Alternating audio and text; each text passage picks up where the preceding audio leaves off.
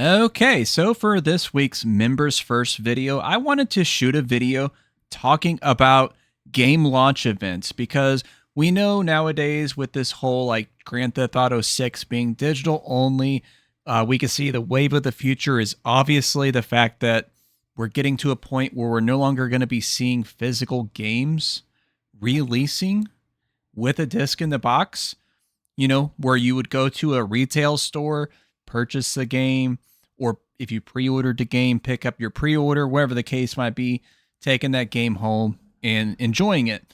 Nowadays, we're in a future where, of course, everybody is going to be purchasing digitally and downloading straight to their PC or console. It's got its upsides, of course, but there is some downsides. And one of those downsides is we're not going to be experiencing game launch events anymore. And that's what this video is about. I'm actually going to just kind of briefly discuss and talk about my 5 favorite game launch events that I have personally participated in.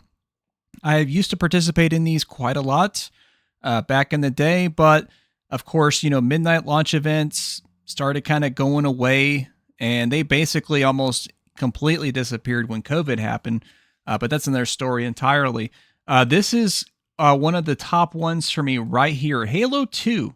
Now, Halo 2, this was a real event, guys. This was the very first game launch that I've ever participated in. The very first time that I showed up to a midnight event to be one of the first people in the world to be able to buy and play Halo 2.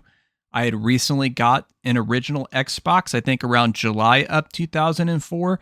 This was partly in anticipation of Halo 2 because I absolutely loved the first Halo, played a bunch with it, my friends in multiplayer, got the PC version later on because I didn't have an original Xbox, but I did have a PC, so I bought the PC version sometime after that came out, and I was ready. I had to play Halo 2. I had to be part of the conversation. And this was quite an event. This was at the local Walmart.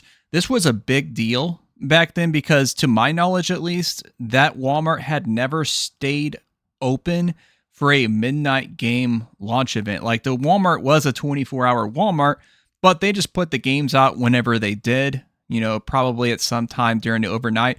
They didn't actually have anything planned. These are just some footage that I'm showing from different channels. I will show links in the descriptions for all of these if you want to take a look at these. But this was a huge deal. And one thing that was really cool is whenever Halo 2 came out, they had a select number of copies that were the Steelbook cases. You probably remember what those are like. And that was just like an extra bonus thing. And you just got it for free. Like if you bought the game, you just got that steel case for free, which was really awesome. Of course, playing Halo 2 all night. I went ahead and got my copy of the game, had my Xbox with me, had some controllers, went over to another place. We set up some Xbox LAN parties, and we played Halo 2 for hours. It was such an enjoyable event. Of course, Halo 3 could be up here as well. I did participate with the launch event of that. But Halo 2 was the one that really stood out to me. This is definitely in the top 5 for sure. Now, coming up here, we've got the Xbox 360. Now, I technically participated in the Xbox 360 launch event. Unfortunately, I wasn't able to actually keep the Xbox. I had a friend, he bought it for me, and I was going to pay him back, but I wasn't going to be able to have the money at the time, so he ended up selling it to somebody else, which was fine, it was fine, but it was still really cool to be part of the experience. I was in line with him, hanging out, we're talking with all the other people. We're really excited about the Xbox 360. This really was a huge evolution over the previous generation consoles. I mean, just look at the difference in graphics and gameplay between the original Xbox to the 360. It was like a night and day difference. This was probably like one of the biggest generational leaps we had ever had in video gaming history going to these consoles. The Xbox 360 is still one of my favorites. So many excellent things, so much awesome gameplay. I still collect and play Xbox 360 games to this day. And this is all where it started. I wasn't part of this one, of course. This was just at the local Walmart also. But yeah, this was such a wild time, guys. Absolutely loved the Xbox 360 and still do to this day. Okay, so here's another one right here, Super Smash Brothers Brawl. Now, I never was the hugest fan of Smash Brothers. I thought the N64 game was decent. The GameCube game was really good. But this is probably my favorite of the Smash Brothers games, believe it or not, which is kind of funny because a lot of people really crap on Smash Brothers Brawl, but this was such a huge event. This game was a really big deal at the time.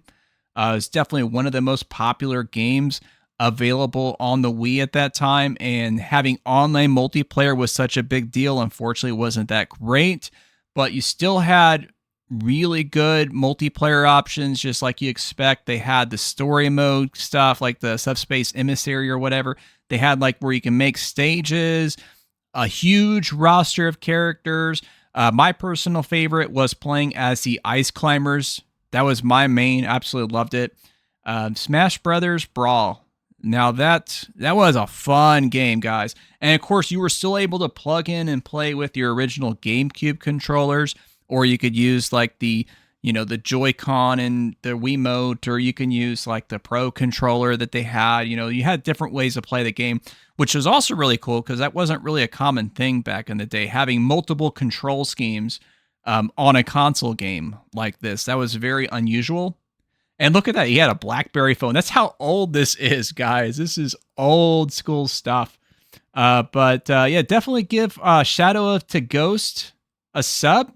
Only one subscriber. Let's bump those numbers up. I'm going to click right now. Okay, but yeah, Super Smash Brothers Brawl, guys. That was a fun one. Now, here's another one right here. Call of Duty Black Ops. Now, I'm not a huge fan of the Call of Duty franchise overall, but the original Black Ops is one of my favorites. This was, I think, the only Call of Duty game that I actually attended the midnight event for and bought my own copy with it. And this was absolutely a massive event here. This one, I think, is actually with Treyarch people. But yeah, Call of Duty Black Ops, that was such an amazing game from start to finish, playing through the story. And then what was like really awesome, like when they did World at War and you beat World at War back in the day, it actually unlocked the Nazi Zombies campaign. This was back when video games used to have secrets. They used to have like things that would be like a one more thing. They didn't have you fork over a credit card for all these DLC and season passes and ultimate editions and none of this garbage. This was like a reward for participating and beating the game, where they dropped in that zombie map. And that was absolutely mind-blowing. And then they blew our minds again with the first Black Ops, because when you had the zombie map right off the bat, right at the very beginning, but then you beat the game, and then it loads into another zombie map, a brand new one, where you played as JFK and Richard Nixon. It was absolutely nuts. And it is definitely one of the best moments in Call of Duty history. I was there to witness it. And of course, playing multiplayer was awesome as well. So yeah, Call of Duty Black Ops, that's definitely in the top 5 for me for launch events that I participated in. And the last one, of course, which I actually kind of talked about in my coverage of the GTA 6, coverage. Of course, I got a playlist up there where you can watch all my GTA 6 related things. But Grand Theft Auto 5. This was such a huge deal, guys. You don't understand. Ever since Grand Theft Auto 3, which at the time when Grand Theft Auto 3 was being previewed, there was some people excited about it, but it was not a cultural zeitgeist. There wasn't people that were like super hotly anticipating Grand Theft Auto 3 at that time. The most anticipated games during that time would have been stuff like Devil May Cry, Final Fantasy X, Metal Gear Solid 2, or people were really looking forward to what the Nintendo GameCube and the original Xbox were going to be having, because they were coming up, of course, with Halo, with Dead or Alive 3, Luigi's Mansion, Star Wars Rogue Squadron. They had these games that were coming out for these new consoles. Those were the games people were really looking forward to. Not a lot of people were talking about GTA 3, but it really took the world by storm. And it seemed like every single GTA game after that just really built upon it, and it was becoming a bigger and bigger phenomenon. And it really became something massive with Grand Theft Auto 5. There was so many people at the local GameStop. I mean, there were probably at least 200 or 300 people, and this is for a smaller town that probably is barely big enough to have a GameStop, guys. Absolutely an amazing and brilliant event. I personally had pre-ordered it for the PS3. I had talked about it in my videos that I linked earlier, where there were some weird circumstances afterwards, but this was such an amazing experience, getting to hang out and meet the fellow gamers, out there, and seeing people getting their like collector's editions, of course, being jealous of those that Grand Theft Auto 5 display box they had. I had that box. I won like a trivia contest, and so they gave me the box, which was obviously just a useless little box, but it was still really cool to have, and had that in my gaming collection for a very long time. So yeah, this is just something that we really miss. This is something that we don't really get to have anymore. Like gaming used to be a very communal event. It used to be very personal, being able to play with your friends, getting to hang out with other gamers, it's really cool. There's still events, of course, nowadays. They have the game conventions and stuff like that. They have like the local retro shops that you can hang out at and whatnot. But, those are definitely more niche. These were like really mainstream events. Like they had news stories talking about these game events and stuff like that. It was such a different time, and I don't know about you, but I kind of miss it. And who knows if we're ever going to get that back. But yeah, sad times indeed. So yeah, let me know some of your favorite game launch events. If you're still sticking around, let me know some of the ones that you really appreciated being a part of. But if you enjoyed this video, be sure to check out the most recent video that I have right above my head. Is a total banger, I assure you. Scout's Honor, or you could take a look at what the YouTube algorithm recommends in the upper left-hand corner. I'm sure that one is also fire. And thank you very much for watching. Be sure to subscribe or become a member. But that's going to be the last line.